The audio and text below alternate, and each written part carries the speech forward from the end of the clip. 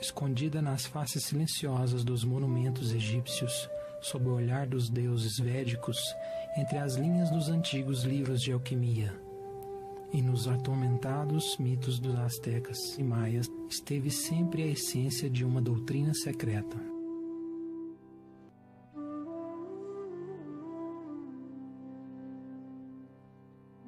Ao longo da história da humanidade, só os poucos eleitos foram iniciados nos mistérios desta grande verdade universal.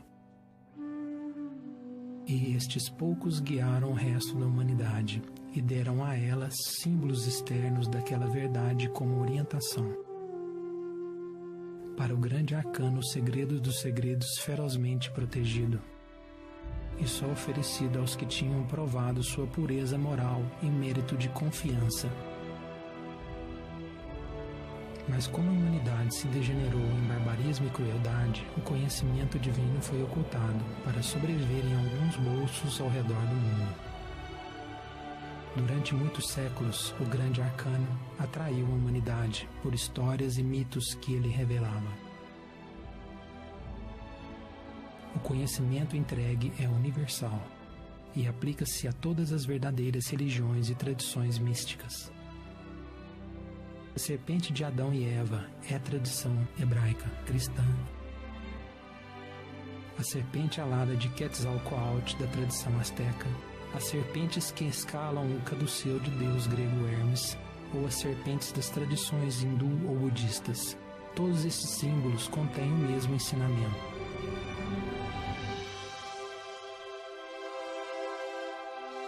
Finalmente, depois de séculos de escuridão e ignorância, chegou a hora dessa doutrina secreta ser revelada.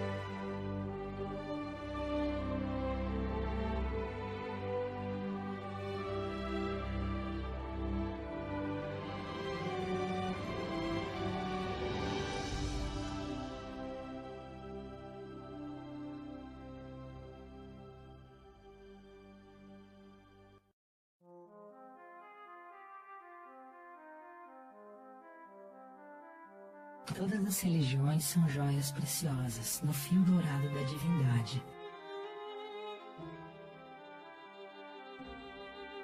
A palavra religião deriva da raiz latina religare, que significa união. A palavra yoga é derivada da raiz do sânscrito yug, que também significa união. Em sua base, as diferentes tradições do leste e oeste descrevem a mesma meta: união com a divindade. As tradições religiosas provêm o mapa àquele que deve seguir para alcançar a unificação com o divino. Toda religião busca expressar o mesmo núcleo de conhecimento. Mas a pessoa precisa das ferramentas certas para ler o mapa. Com as ferramentas certas e o uso correto delas, um aspirante de qualquer religião ou tradição pode entrar no conhecimento da experiência direta com o divino. Pode ser visto, então, que há uma verdadeira ciência, um caminho, mas se mostrando com diferentes nomes e faces. Por ser estreita a porta e seu caminho que conduz à vida, são poucos que encontram. Em grego, o caminho estreito é chamado de gnosis, que significa conhecimento. Em hebraico, o mesmo caminho estreito é chamado de da'at, que também significa conhecimento. Este caminho é representado pela famosa árvore do conhecimento no livro de Gênesis. E a pista para entrar na experiência direta de Deus pode ser encontrada ao entender o símbolo da árvore do conhecimento. Gênesis, o ensinamento hebraico ou cristão da criação, foi escrito como uma forma de passar o conhecimento do grande arcano para aqueles que tivessem olhos para ver e ouvidos para ouvir. No começo, foi influenciado por ambas tradições oriental e ocidental para prover à humanidade uma chave que continha dentro a fundação de todas as grandes religiões do mundo.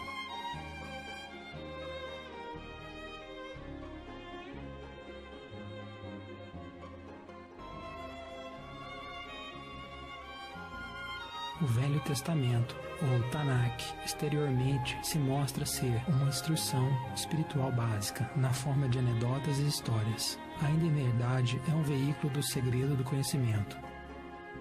Para entender melhor as origens da tradição hebraica cristã do Gênesis, é necessário dar uma olhada na vida do autor, Moisés. Embora de linhagem hebraica, Moisés foi criado como um faraó egípcio e foi treinado não só na sabedoria oculta do Egito, mas também no judaísmo de berço dele. A civilização do Egito Antigo é das mais remotas da história da humanidade e guarda um imenso conhecimento do mundo antigo. O judaísmo foi influenciado diretamente por duas das mais antigas civilizações registradas, a da Suméria e da Babilônia, civilizações famosas pelas suas escolas de mistério. Educado nos ensinamentos ocultos destas antigas tradições, Moisés escreveu os primeiros 5 livros da Bíblia em hebraico e em código, como era a tradição. Por isso, cada história e nomes que estavam contidos no livro de Moisés ocultam um significado mais profundo.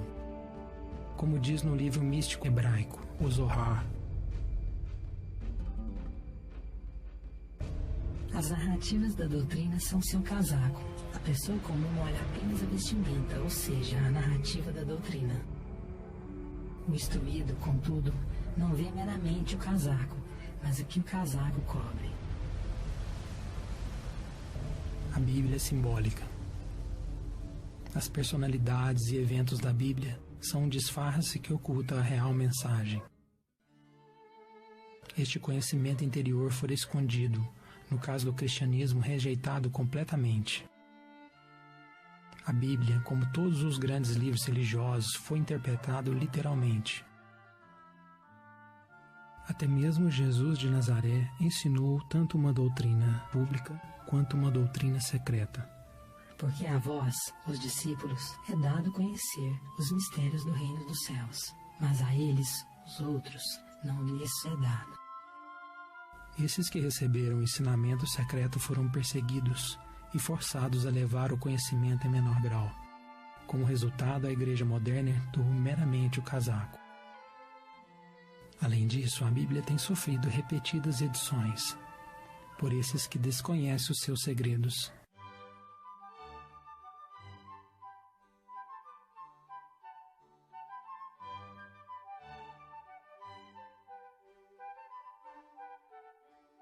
Embora a Bíblia moderna seja consideravelmente desfigurada, é mesmo assim infundida no segredo da antiga doutrina.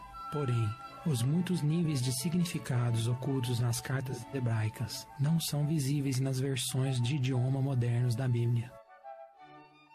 Por exemplo, a primeira das tantas palavras da Bíblia em hebraico são Bereshit, Bará, Elohim. A tradução literal comum é: no início, Deus criou. Mas a tradução hebraica no Zohar diz: na sabedoria, Elohim criou. Elohim é uma palavra hebraica. A raiz El é Deus em hebraico e é masculina. A forma feminina de El é Eloá, que quer dizer deusa. Elohim é plural, assim significando deuses e deusas, masculino e feminino. Em contraste à imagem familiar de um velho homem barbudo, Deus é estabelecido nas primeiras 3 palavras da Bíblia como andrógeno, contendo ambos masculino e feminino. Shiva, andrógeno, hinduísmo. Criador masculino e feminino, asteca. A palavra Elohim tem muitos significados. Em uma percepção se refere aos anjos, os governadores da criação. Estes seres divinos são masculino e feminino, a imagem do seu Criador. Isto está ilustrado claramente na maioria das imagens antigas de anjos. para mostrar que eles têm os mesmos atributos de ambos, homem e mulher. Na Bíblia, o anjo que assistiu à criação da humanidade é chamado de Jeová Elohim. Jeová Elohim fez o homem através do pó da terra. Ele soprou em suas narinas o fôlego da vida, e o homem tornou-se um ser vivo. Jeová é um outro importante nome de Deus, a não ser confundido com Javé.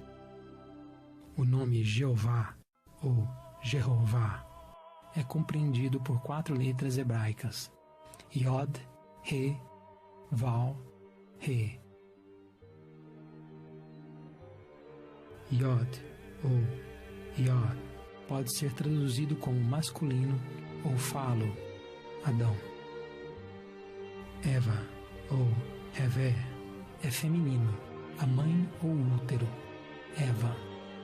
Até mesmo o nome de Jeová contém ambas as forças masculinas e femininas. Deus criou o homem à sua própria imagem, e a imagem de Elohim os criou. Masculino e feminino os criou.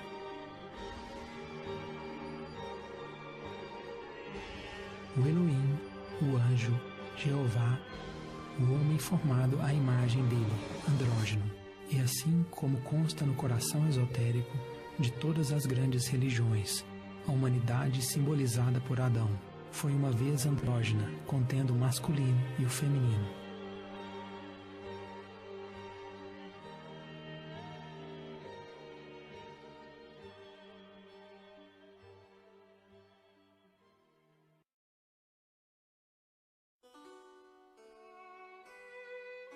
Jeová Elohim cultivou o jardim no Éden, ao leste, e colocou o homem que ele tinha formado lá. O Éden é um paraíso de perfeição. O Éden simboliza a inocência e a felicidade que foram uma vez o estado natural da humanidade. A humanidade do Éden era pura, pois só conhecia a bondade e a virtude. Como reflexos de Deus, a humanidade incorporou as 7 virtudes da alma.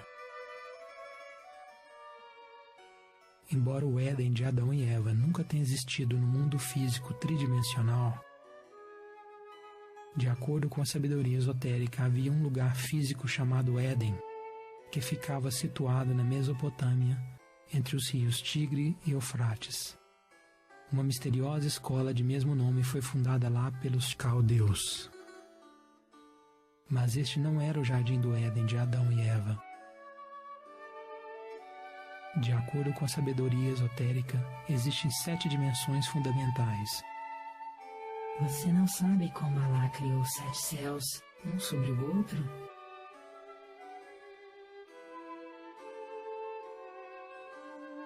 A ascensão e queda destes reinos pelos seres que os habitavam é representada na Bíblia pela escada de Jacó.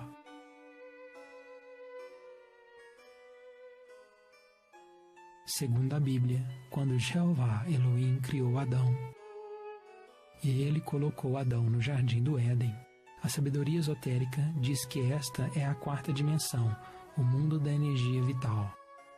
Em hebraico é chamada Yasod, que quer dizer fundamento. Assim, o ancestral andrógeno da humanidade existiu em um nível mais sutil da natureza. É por isso que os antropólogos modernos não sabem nada sobre nossas verdadeiras origens. Embora feliz em sua inocência, a humanidade simbolizada por Adão precisou crescer espiritualmente. Assim Eva foi separada do corpo de Adão. Jeová Elohim pegou uma das costelas do homem andrógeno e então fechou a carne. Em seguida, Jeová Elohim fez uma mulher da costela, que ele havia tirado do homem hermafrodita. Ela será chamada mulher, por ela ter sido tirada de um homem. Este processo de separação, apresentado simbologicamente na Bíblia, foi gradual. O hermafrodita humano estava separado em 2 sexos, macho e fêmea. de forma que eles pudessem se ver melhor, conhecer a si próprios. Desde aqueles tempos, homem e mulher buscam recuperar a unidade perfeita deles, que é a raiz do desejo para a conexão sexual. Por esta razão, o homem deixará seu pai e mãe e se unirá à sua esposa, e eles serão uma só carne.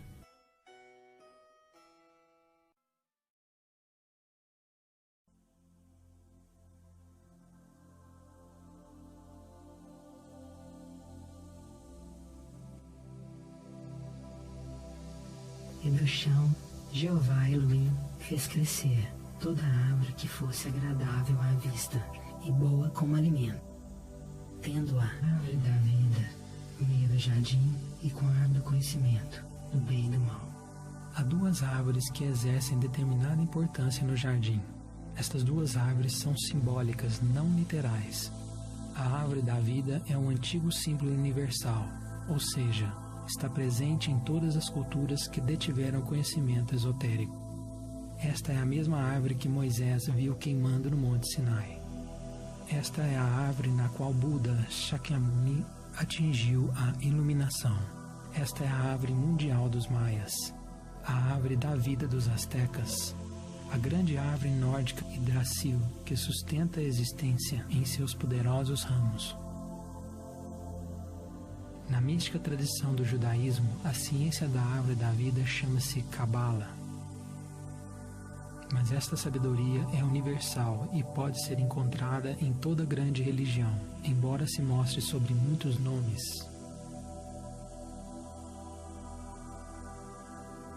A ciência da árvore da vida é um mapa do universo e da alma humana. Assim como a árvore da vida é um mapa do macrocosmos, o universo expandido, assim também traça o mapa do microcosmos, homem, a reflexão do universo. Assim a sábia recomendação gravada na pedra sobre a entrada do famoso oráculo de Delfos. Ó homem, conheça a ti mesmo e conhecerás o universo e os deuses. A árvore da vida simboliza a estrutura da alma e da criação.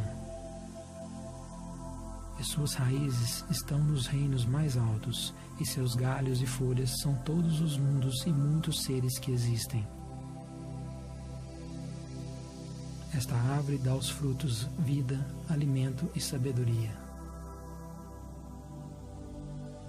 Na Bíblia, Moisés escreveu que Adão e Eva eram livres para comer da árvore da vida. Isto significa que Adão e Eva estavam livres para alimentar da ciência da árvore da vida.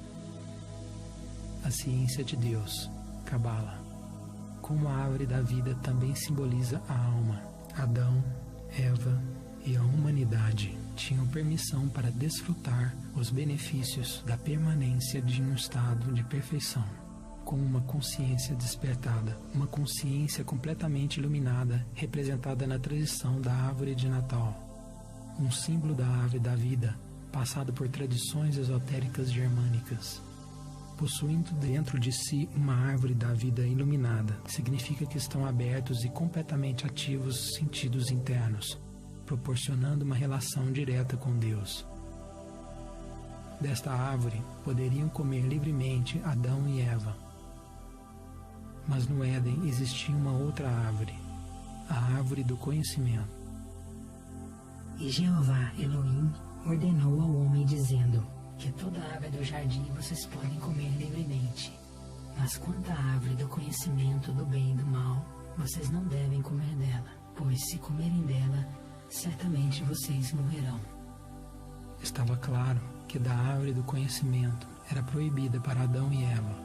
Contudo, eles foram persuadidos por algo que os foi negado em todo o paraíso.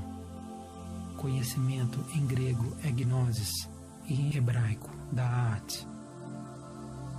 Da'at é a esfera oculta encontrada na Kabbalah, que tradicionalmente nunca é falada ou revelada.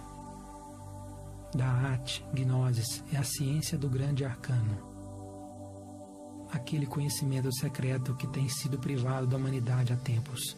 Porém, um exame minucioso do uso da palavra conhecimento na Bíblia delata fortes indicações da natureza de Da'at, ou Gnosis.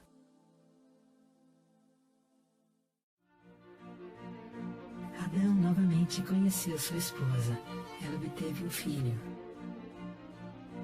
A donzela era muito bela, uma virgem que nenhum homem havia conhecido. É claro ao leitor atento que o conhecimento na Bíblia relaciona-se à sexualidade. Consequentemente, a árvore do conhecimento, Da'at, Gnosis, é um referencial direto à sexualidade. Então, qual é o propósito desta referência ao sexo e seu papel no destino de Adão e Eva?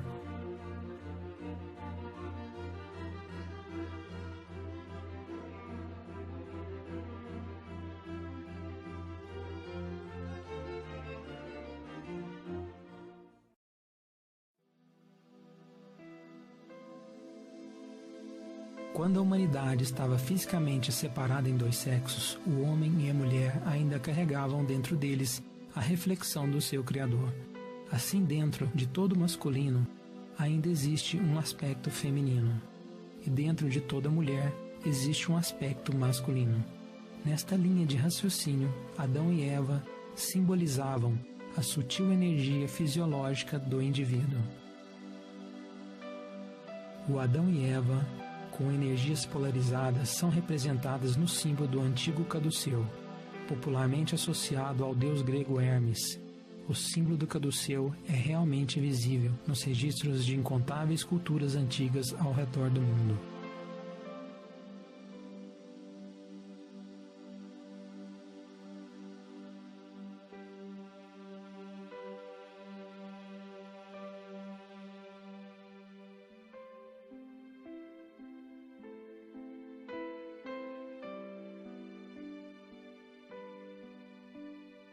As duas serpentes sempre simbolizaram os canais energéticos masculinos e femininos subindo acima da coluna vertebral.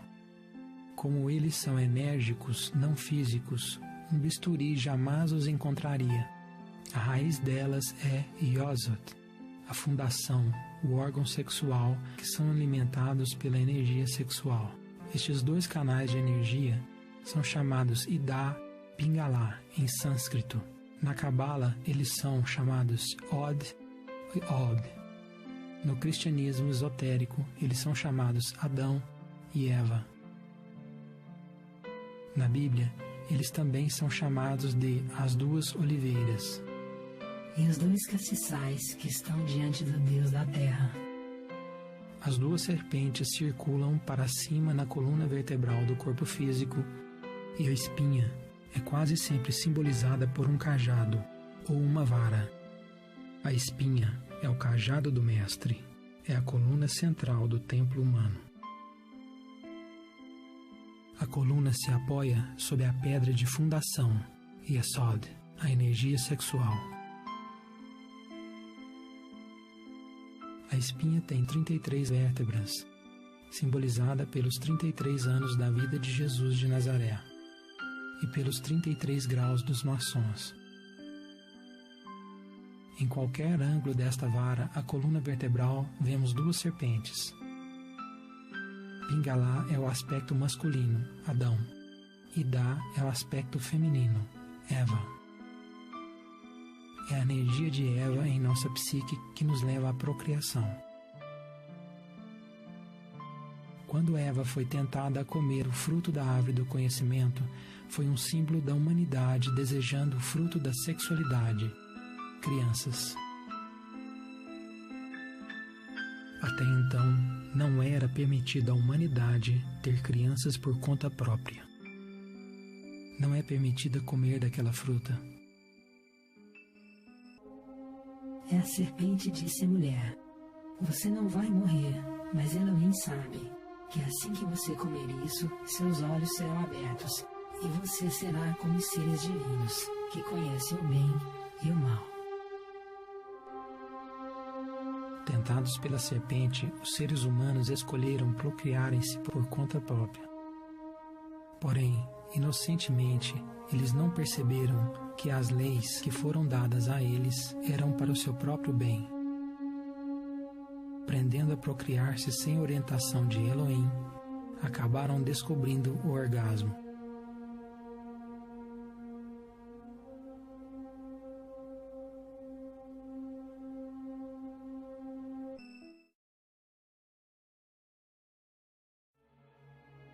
A árvore do conhecimento, ou sexualidade, estava presente em todos os outros aspectos da existência.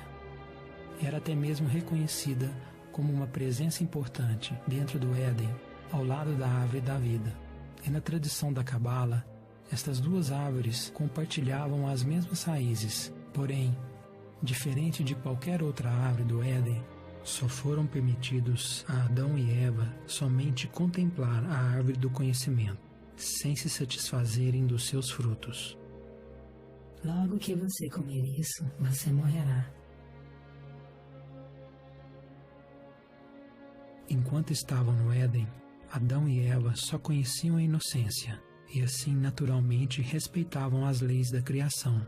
Na inocência deles, não sabiam das consequências de se entregarem à fruta da sexualidade.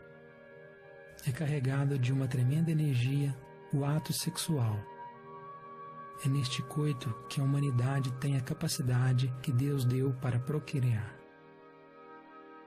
O homem como a força ativa, a reflexão de Deus, Pai. Mulher como a força receptiva, a reflexão de Deus, a Mãe. E o sexo como a força que os une. Essas são as três forças que dão origem a toda a criação. Este é o fundamento do símbolo universal da Trindade.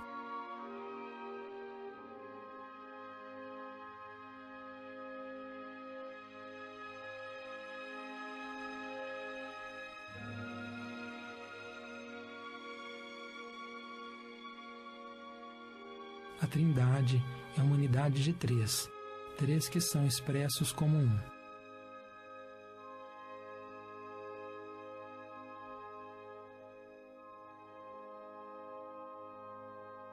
Mas para criar, este um se divide por dentro em dois, masculino e feminino.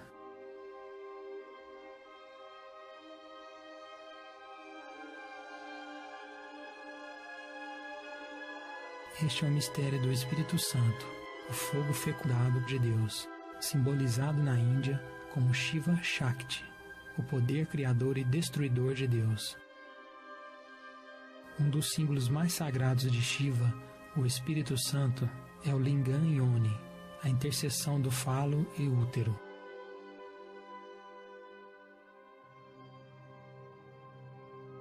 O mesmo símbolo é encontrado no outro lado do mundo na tradição alquímica. A força que dá poder a toda a criação, em todos os níveis de existência, é a energia sexual. A energia sexual é simbolizada pelo fogo, pela água,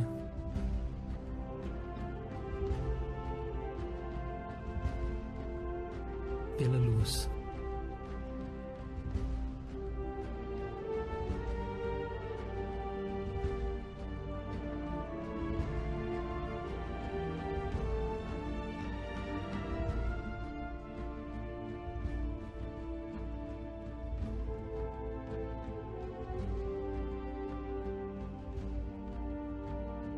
Na tradição alquímica, a energia sexual é simbolizada pelo Mercúrio. Quando golpeamos a pedra da fundação, a rocha, encontramos as águas da vida. O antigo ritual do batismo é um símbolo da transmutação da energia sexual, a fonte de salvação.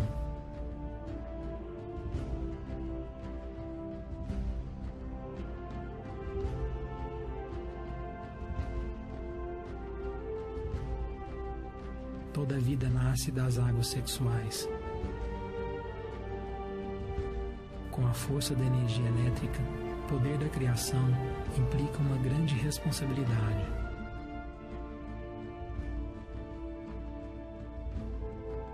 Nos tempos de Adão e Eva, o sexo era apenas praticado nos templos, sob a orientação de Elohim. Gabriel e suas legiões de anjos guiavam a humanidade neste ritual santo.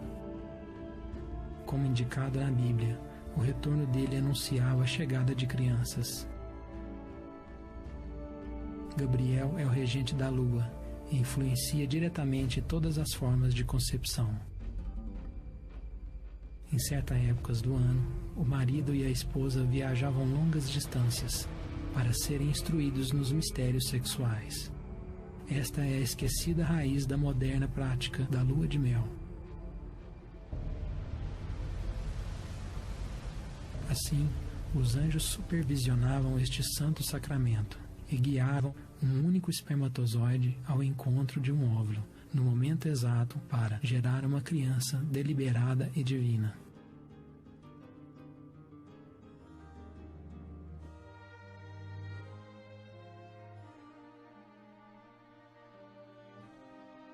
A expulsão esbajadora de energia e sêmen pelo orgasmo não era e não é necessária para gerar uma criança. Na realidade, este é o significado para o termo concepção imaculada. Imaculado significa perfeitamente limpo.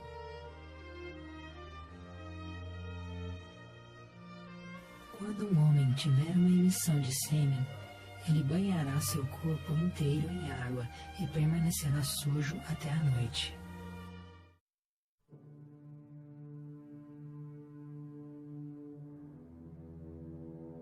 Entregar-se ao fruto da sexualidade significa derramar a energia sexual pelo orgasmo, saboreando a energia divina que ilumina a alma para sentir sensação física. Assim, a energia que mantinha a vitalidade física e espiritual do indivíduo é expelida pelo orgasmo. Adão e Eva, como um símbolo dos homens e mulheres do passado antigo, comeram do fruto proibido da árvore do conhecimento, ou o segredo do conhecimento da sexualidade. Eles abusaram da energia sexual de seus corpos para terem orgasmo, e então eles quebraram a regra mais fundamental que lhes foi determinada. É muito importante que a formidável energia que dá à humanidade a capacidade de criar seja usada eficientemente, porque está conectada à mesma força energética que sustenta a própria vitalidade do indivíduo.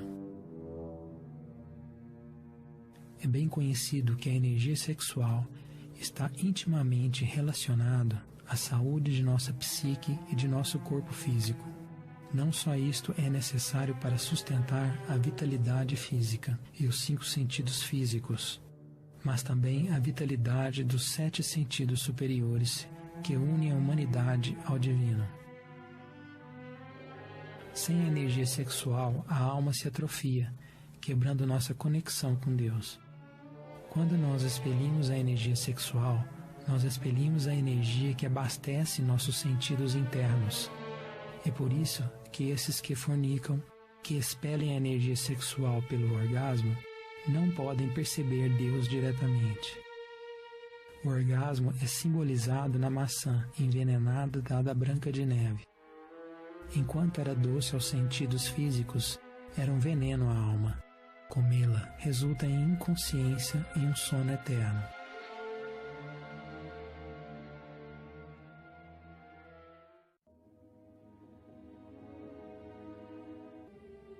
O estado no qual o ser humano perde o conhecimento pessoal direto de Deus e os reinos mais altos da natureza.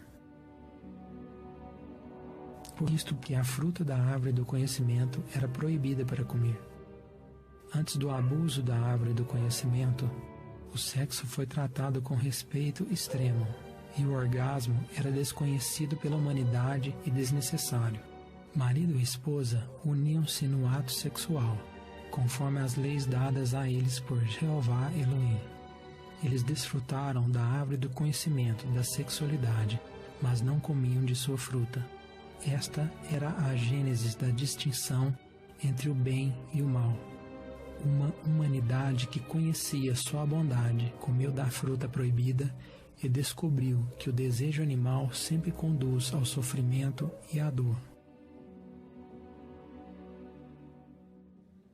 Esta é a caixa de Pandora, o vaso da mitologia grega, o qual, quando foi aberto, liberou os agentes do mal no mundo: temor, orgulho, vergonha. E os olhos deles foram ambos abertos, e eles souberam que eles eram nus. E eles pegaram folhas de figo e juntos fizeram aventais. E Adão disse: escutei sua voz no jardim, e tive medo porque eu estava nu, e eu me escondi. Pela descoberta do orgasmo, Adão aprendeu a ter medo e a se envergonhar.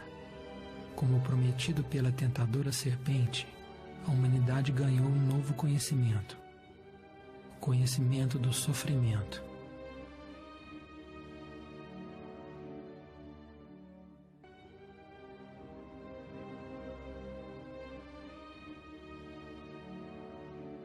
Ao provar do fruto proibido, Adão aprendeu a desejar. A partir desse momento, o certo e o errado se filtram subjetivamente pela necessidade de sentir prazer e evitar o sofrimento. E Jeová Elohim disse: veja, o homem se tornou como um de nós, conhecendo o bem e o mal. A humanidade já conhecia o bem, inocência, pureza, simplicidade. Agora a humanidade também conhecia o mal, vergonha, temor, dor, vazio. Agora a humanidade conhecia o que Elohim conhecia, aquele desejo que conduz ao sofrimento.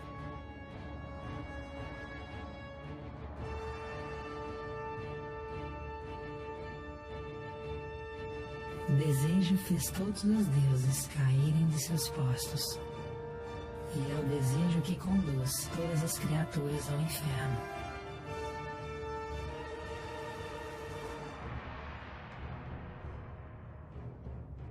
Desejar é almejar, e almejar é sofrer. O desejo sempre leva ao sofrimento. Esta é a mensagem inerente de toda grande religião. O escravo do desejo é um escravo do pecado, e só sofrimento e morte o espera. No abandono do desejo, percebe-se o estado imortal. Assim, sem a conexão deles com o divino, Adão e Eva, como símbolos da humanidade, foram expulsos do Éden e vagaram numa selva de sofrimento e ignorância. E a mulher lhe disse: eu farei muito severas suas dores no parto. Com dor dará à luz as crianças. Rejeitando as leis de Jeová e a orientação de Elohim, a humanidade tentou ter as crianças por si só. Por fim, a concepção e parto fora do equilíbrio resultou em dor e sofrimento. Usando a força sexual para estimular o desejo, o fogo de Eva foi invertido, fluindo na direção oposta. A serpente caiu, formando o famoso rabo de Satanás, estimulando as 7 virtudes invertidas, os 7 pecados capitais.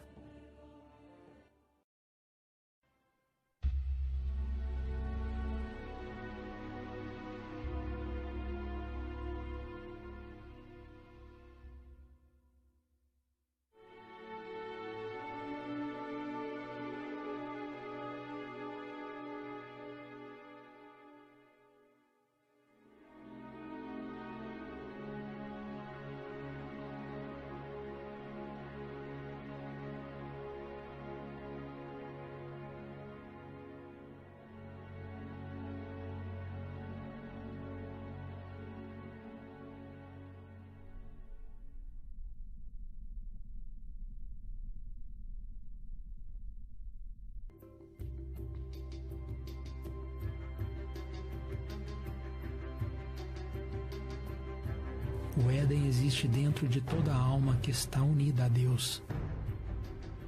Expelindo a luz de Deus do seu interior, como se expelisse a alma do Éden, cria um grande vazio. Para substituir o vazio criado por essa desconexão com Deus, a humanidade criou várias civilizações, ideais e religiões, na busca por riqueza material, poder e satisfação sexual. O desejo pela sensação tornou-se o novo Deus, e só serviu para avançar a degeneração da humanidade, até que restou ao homem apenas uma vaga lembrança do divino em seu interior. O conhecimento secreto contido na história de Adão e Eva pode ser encontrado escondido nas mitológicas histórias religiosas ao redor do mundo. Histórias após histórias, foram encontrados diversos heróis poderosos ou iluminados que foram arruinados por sua luxúria. Na tradição hebraica cristã, cabelos longos simbolizavam a pureza sexual ou a castidade. Assim, quando Dalila cortou o cabelo de Sansão, isto foi um símbolo de sedução luxuriosa. Sansão perdeu seu poder quando ele não podia mais controlar seu desejo sexual. No clássico épico indiano Mahabharata, o imortal Pandu é advertido para que nunca liberasse sua energia sexual. Mas quando tentado por uma mulher, ele provou ser incapaz de controlar sua luxúria, jogando fora sua imortalidade e morrendo. Expelindo a energia sexual, a humanidade perdeu seus sentidos internos e não consegue mais ser capaz de perceber Deus diretamente. Então, quando a humanidade expeliu voluntariamente as energias sexuais que davam suporte a uma relação direta com Deus, foi simultaneamente expulsa do Éden, o paraíso da quarta dimensão. E a humanidade desceu à selva, o mundo físico, a terceira dimensão, o mundo do sofrimento. Depois de expulsar o homem, colocou ao oriente do jardim querubins armados de uma espada flamejante para guardar o caminho da árvore da vida. Adão e Eva foram expulsos do Éden, porém, o portal para voltar ao Éden e a árvore da vida não foi fechado nem bloqueado. Ao invés disso, Jeová Elohim enviou um querubim com uma espada flamejante para vigiar a entrada.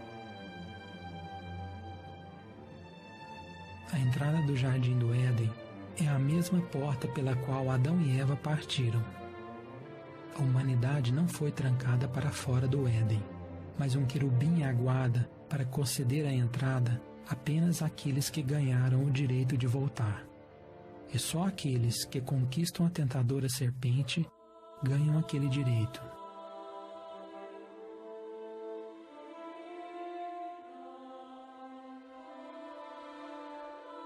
Se você trouxer adiante o que está dentro de você, o que está dentro de você o salvará. Mas se você não trouxer adiante o que está dentro de você, o que está dentro de você o destruirá. A serpente é sexual. A serpente está dentro. A serpente é o fogo sexual. É uma energia atômica muito poderosa, com uma polaridade que pode ser usada para criar ou destruir. Por esta energia ser tão poderosa, o indivíduo requer grande força de vontade para superar a isca desta serpente. A tentação desta serpente é por prazer material e edificação do ego. Este aspecto tentador da serpente é Lúcifer, ou como é chamado em hebraico, Satã, o inimigo. Porque Satã é uma ardente serpente que se acende através do ato sexual. E sempre a humanidade foi tentada a ter a conexão sexual. A própria serpente é poder. O indivíduo decide por suas ações se será um poder do bem ou do mal. Esta é a diferença entre obedecer ou controlar a serpente. A lição contida na história da serpente é que só aqueles com suficiente força de vontade para controlar os anseios de sua morte podem dominar a serpente energética para ela transformá-los de animais intelectuais em verdadeiros seres humanos. é necessário conquistar o dragão que se encontra dentro de si. Como religiões e tradições místicas têm dito por incontáveis idades. O dragão é a própria luxúria, paixão, raiva, orgulho, medo e inveja. Assim existe a Hidra, de muitas cabeças, e a Medusa, a decepcionante legião da serpente.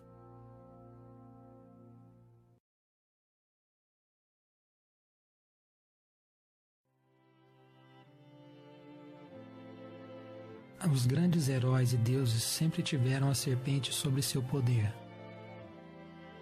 É a serpente que os protege e conquistam seus inimigos. Em contraste à serpente que tentou Eva fazendo-a cair, existe a serpente de Moisés, que comandou seu poder ao conquistar os egípcios, realizando assim grandes milagres. Os egípcios tinham se degenerado na magia negra, e Moisés apareceu para entregar os verdadeiros ensinamentos. A palavra hebraica men significa água. Shin é fogo e Re é útero. Assim o nome Moshe, ou Moisés, que quer dizer nascido da água e fogo. O Cristo asteca Quetzalcoatl e o tibetano Padmasambhava também foram ambos nascidos das águas.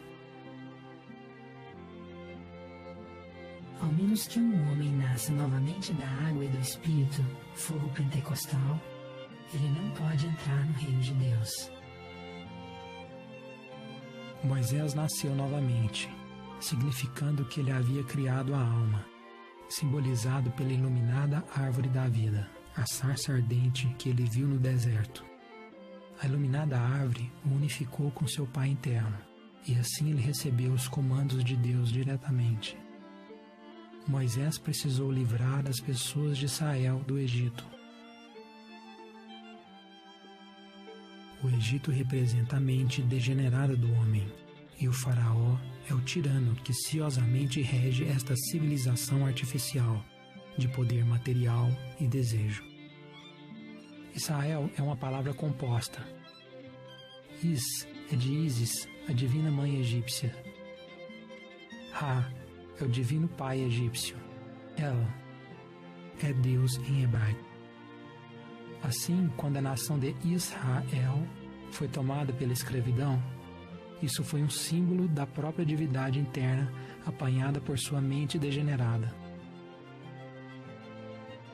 A Moisés foi dito que levasse a vara, a coluna vertebral, a árvore da vida no seu próprio corpo e se tornasse uma serpente. A serpente da Kundalini. A serpente dele era mais poderosa que a negativa serpente dos egípcios. Assim, essa história simbolizava a dualidade da força sexual. Só a serpente positiva, a serviço de Deus, pode livrar a alma do sofrimento. Isto é claramente representado na arte egípcia. A serpente positiva protege, enquanto a serpente negativa deve ser dominada e conquistada.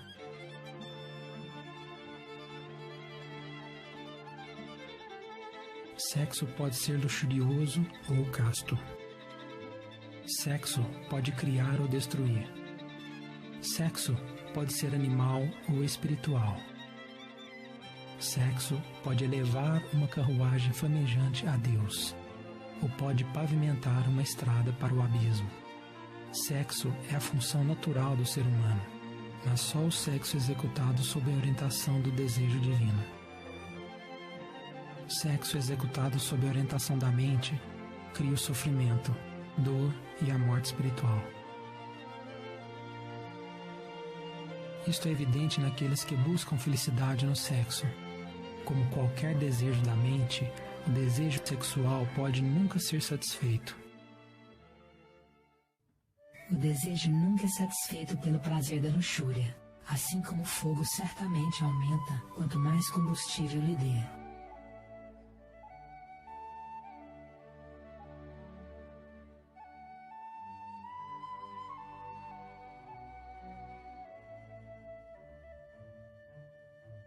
A serpente disse à mulher: você não vai morrer, mas Elohim sabe que assim que você comer isso, seus olhos serão abertos, e você será como os seres divinos, que conhecem o bem e o mal. Se o indivíduo está apaixonado ou na luxúria, a serpente é poderosa, porque flameja por todo o sangue que circula pelo corpo. E quando duas pessoas unem-se sexualmente, a polaridade interna é equilibrada e aumentada. Uma tremenda energia é excitada, penetrando no casal com o poder para criar. Este é o fogo do Espírito Santo, demonstrado pelas labaredas de fogo elevadas sobre os apóstolos. Este é o caractere hebraico Shin, que representa o fogo de Deus, o fogo do Espírito Santo e o fogo do Cristo. Shin, com seus 3 pontos, encarna as 3 forças da criação. Nesta conexão, o casal está apreciando a árvore do conhecimento para conhecer. Conquistar o desejo do orgasmo é conquistar a serpente tentadora de Eva. Como a serpente sempre está na árvore do conhecimento do bem e do mal, este é o único lugar para conquistar e ganhar o verdadeiro conhecimento, através da sexualidade. Quando você unir um homem e uma mulher em um, então você entrará no reino. O reino em hebraico é Malkut. Este é o primeiro sefirote da árvore do conhecimento. É onde começa fisicamente o real trabalho, com o homem e a esposa. A humanidade deixou o Éden como um casal, e como um casal eles têm que retornar. Isto é ilustrado no antigo reconhecimento da necessidade de ambos, sacerdote e sacerdotisa. O casal deve trabalhar junto para alcançar a perfeição.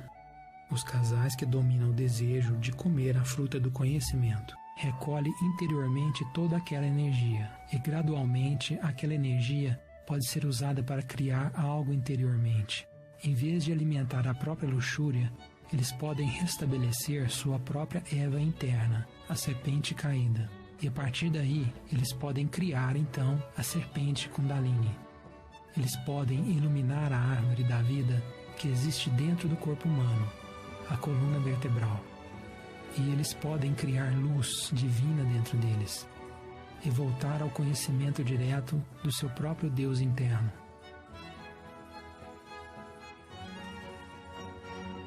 É por isso que todas as grandes religiões do mundo enfatizam a castidade. Castidade não significa abstenção do sexo, significa abstenção do orgasmo, do derramamento da energia divina, que é o Espírito Santo. O ato sexual, executado de modo habitual, pode dar uma pequena noção desta consciência superior, mas não mais do que isso, já que a energia, em vez de ser revertida e usada, é expelida, criando um novo corpo físico, ao invés de consciência espiritual. Sexo não só é importante para o avanço espiritual, é uma necessidade, e através dessa energia sexual que o veículo da alma humana nasce. Isto é mostrado quando Jesus bíblico explica a Nicodemos que ele deve nascer novamente. A menos que um homem nasça novamente da água e espírito, ele não pode entrar no reino de Deus. Aquele que nasce da carne é carne. Aquele que nasce do espírito é espírito. Ele tem que dar à luz interiormente a sua alma, nascida da água e do Espírito Santo. Com paciência deverão possuir suas almas. Jesus de Nazaré nunca disse que existe alma em um homem. Ao invés disso, ele disse que ela deve nascer da água e do Espírito. Em toda a criação, tudo nasce do sexo. Assim, a alma, a carruagem flamejante no céu, devem também advir do sexo. A alma deve nascer dentro de uma pessoa, nascer das águas do sexo e do fogo do Espírito. Quando Jesus conheceu a mulher do bom samaritano, Ele disse a ela sobre uma água que dá a vida eterna. Qualquer um que beber a água que eu lhe der nunca terá sede, mas a água que eu lhe darei será uma fonte de água que saltará para a vida eterna. A mulher disse a ele: Senhor, dá-me essa água, para que eu não tenha mais sede, nem venha aqui pegá-la. Jesus disse a ela: Vá, chame seu marido e venha aqui. Ele estava decidindo a revelar o segredo da alquimia, o grande arcano. Aquele segredo, alegorizado em incontáveis histórias antigas, fala que as fontes de água para a vida eterna, a fonte da juventude, é desenvolvida entre o marido e esposa na castidade. A mulher respondeu e disse: Eu não tenho marido. Jesus disse a ela: Disseste bem que não tem marido, pois você já teve 5 maridos, e o que tens agora não é seu marido, não verdadeiramente. Ela não era fiel a um homem, e assim ela não estava preparada para receber o verdadeiro ensinamento. Mas um homem que comete o adultério não tem juízo. Quem faz, destrói a si mesmo. Jesus ensinou o caminho que ele praticou, o caminho do matrimônio perfeito. Um matrimônio perfeito requer um casamento alquímico entre marido e esposa. E a companheira do Salvador era Maria Madalena, e ela amou mais do que todos os discípulos, e costumava beijá-la muitas vezes na boca. Por vários motivos, tais referências da relação íntima de Jesus com sua esposa foram editadas para fora da doutrina cristã. Mas os editores da Bíblia anteciparam tais adulterações no texto e ocultaram os verdadeiros ensinamentos em simbolismos e alegorias. Embora a relação matrimonial de Jesus com Maria Madalena ter sido retirada, o ensinamento foi mantido no primeiro milagre dele, num banquete de casamento, no qual ele celebrou o matrimônio de um homem e uma mulher, transmutando a água em vinho delicioso. Um milagre da alquimia que só pode existir no matrimônio perfeito.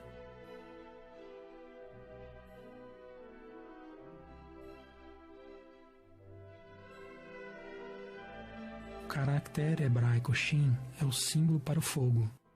É muito revelador ver que quando um homem e uma mulher, Adão, Yod, e Eva, Hefer, são unidos pelo fogo sexual, o caractere Shin, o resultado é Yeshua, Jesus, o Salvador. Igualmente, Christus é derivado da raiz grega Christus, que significa esotericamente fogo. O termo Jesus Cristo não é um nome pessoal, é um título. Yeshua Christus significa fogo salvador. Eu, o fogo salvador, sou o caminho. Jesus de Nazaré trabalhou intensamente com sua esposa, encarnando o fogo do Cristo, como fez Moisés e muitos outros.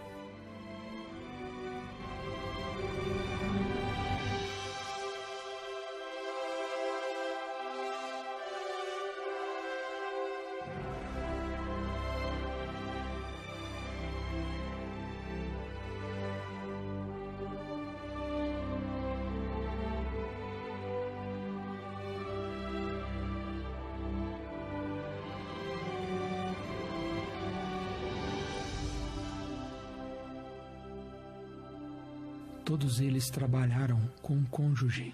Todos eles conheceram e ensinaram o grande arcano.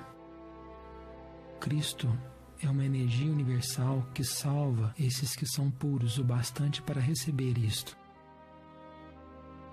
O homem e sua esposa, pela sexualidade imaculada e a graça de Deus, cria o Salvador, o fogo crístico.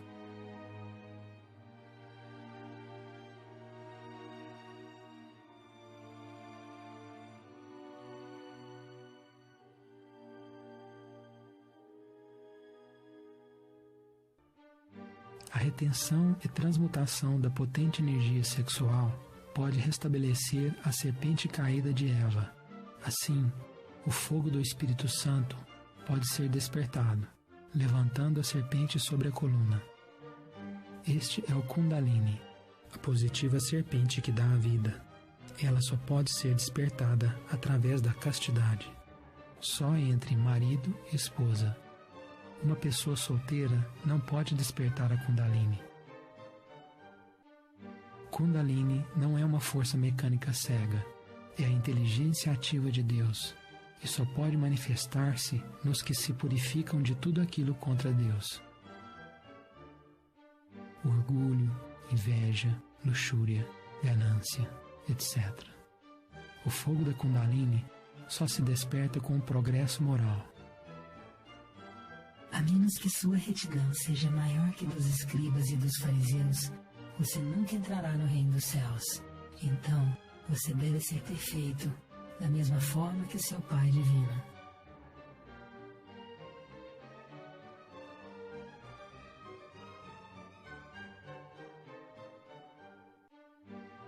O Apocalipse de São João explica o que é necessário para voltar ao céu.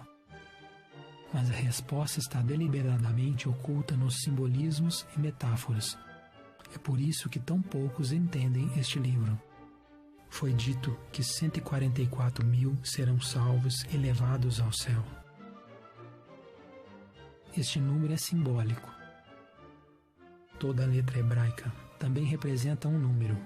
As letras que também soletram Adão dão os números 1, 4 e 40. Assim significa que só os que têm restabelecido a inocência de Adão em seu interior voltarão ao Éden. Igualmente, quando nós somamos cabalisticamente os números do nome de Adão, o resultado é 9. O Sefirot Yosed, ou a fundação, a energia sexual. O segredo para se tornar o perfeito Adão está na 9ª esfera.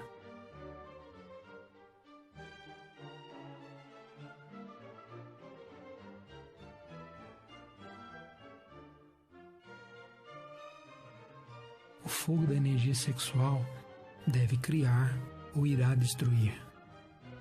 Esta poderosa energia não pode ser contida e, se reprimida, buscará expressar-se destrutivamente, interiormente, pela mente, pela raiva ou pela degeneração sexual. Isto foi comprovado pelas infames perversões de padres ao redor do mundo, em todas as religiões. E o fanatismo excessivo destruiu, assim, muitos movimentos espirituais. Para utilizar a energia sexual efetivamente, deve-se transmutá-la em energia espiritual. Isto é realizado conectando-se sexualmente com o cônjuge, sem desperdiçar energia pelo orgasmo. Ou, se a pessoa for solteira, pode aprender a controlar a energia por métodos antigos, esquecidos ao longo dos anos pelos padres contemporâneos nas tradições ocidentais.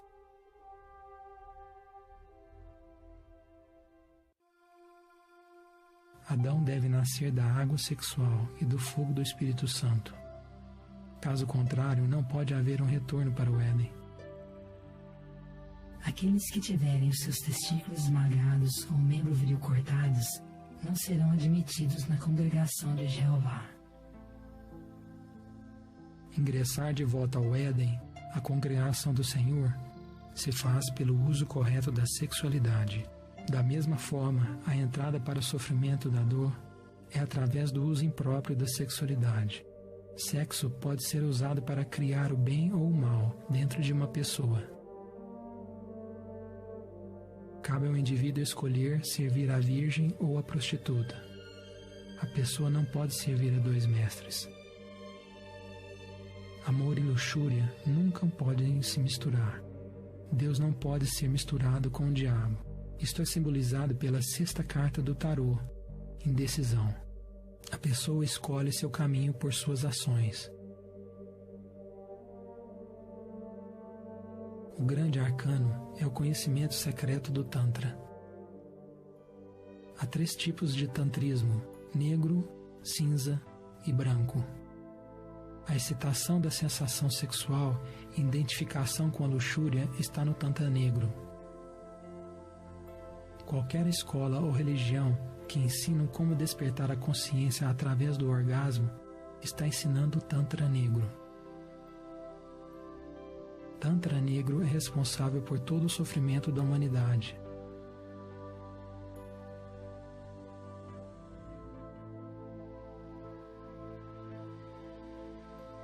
E o Senhor enviou serpentes flamejantes às pessoas e elas as picaram, e muitas pessoas de Israel morreram.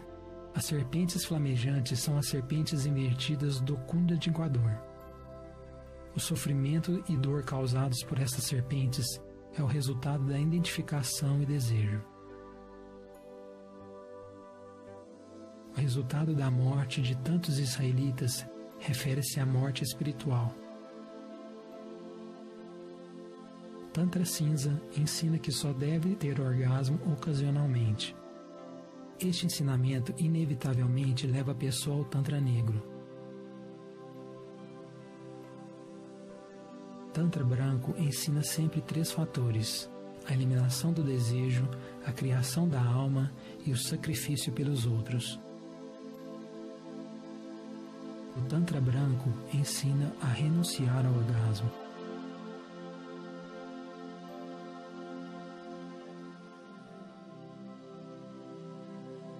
Tantra branco, a eliminação do desejo, é a estrada de volta para o Éden. O homem tem que voltar ao Éden, pela mesma porta que saiu, a sexualidade. O homem tem que voltar ao estado de pureza e inocência que uma vez teve, para transcender o sofrimento e a dor. Mas primeiro é necessário reconhecer os enganos próprios, e então agir para mudá-los. Esta é a definição da verdadeira penitência. Então as pessoas foram a Moisés e disseram: Nós pecamos, porque falamos contra Deus e contra ti. Pede ao Senhor para que Ele leve de nós as serpentes. E Moisés rezou pelas pessoas. Sofrimento é o resultado de ser tentado pela serpente. Qualquer um que queira ser curado do dano causado pela serpente tentadora deve ser curado como os israelitas, pela serpente de bronze de Moisés. E o Senhor disse a Moisés: Faça para ti uma serpente flamejante, e fixe-a num poste, e todos que o passarem serão picados, mas quando eles olharem para ela, viverão. E Moisés fez uma serpente de bronze e a pôs no poste, e viu que quando a serpente picava algum homem que olhava para a serpente de bronze, ele vivia. Bronze é uma liga de 2 metais, cobre e estanho, masculino e feminino. A serpente de bronze é criada quando as 2 polaridades estão juntas na pureza. Este é o grande conhecimento secreto da alquimia, a química de Deus. O prefixo Hal vem da palavra árabe Allah, como em hebreu El, que significa Deus. Ken significa fundir ou moldar um metal. Assim, a alquimia é um método para fundir a pessoa novamente a Deus. Você terá sucesso nisto, se você tomar suas dores para ser o que você deveria ser, ou seja, piedoso, gentil, benigno, caridoso e temente a Deus. Tantra branco, o caminho da santidade e castidade, livra a consciência do ego, enquanto desperta a consciência pura, livre de todo desejo animal. Tantra negro, o caminho da identificação e fornicação, prende a consciência no ego, deixando a alma presa no sofrimento. E muitos que dormem no pó da terra despertarão, alguns para a vida eterna e alguns para a vergonha e desprezo perpétuo. Para adquirir o verdadeiro despertar espiritual, é necessário desafiar a serpente tentadora e subir o fogo do Espírito Santo para criar a alma humana. Esta é a chave do antigo mistério da alquimia: transmutar o chumbo do ego e do desejo no ouro espiritual da consciência. Quando o fogo sexual de Yesod é elevado através do conhecimento da gnosis, Da'at, o grande arcano, conhecimento do mistério de mistérios, a pessoa pode voltar-se ao conhecimento direto de sua própria estrela interna, a luz do mundo. E Elohim disse: faça-se a luz, e a luz se fez. Toda a existência foi criada com a luz do Cristo cósmico, o fogo do Espírito Santo, a energia sexual. E a luz resplandeceu nas trevas, e as trevas não a compreenderam. A escuridão da mente materialista não pode compreender a luz do Cristo. É necessário transcender a mente e despertar a consciência. A luz é necessária para ver através da escuridão. Para encarnar a luz, é obrigatório transcender o desejo animal que enche a mente.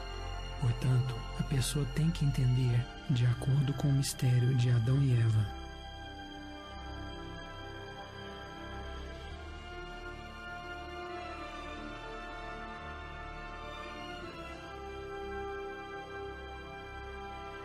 Entrai pela porta estreita, pois a larga é a porta e espaçoso o caminho que leva à perdição, e muitos são os que entram por ela. Mas estreita é a porta e apertado o caminho que leva à vida, e são poucos que encontram.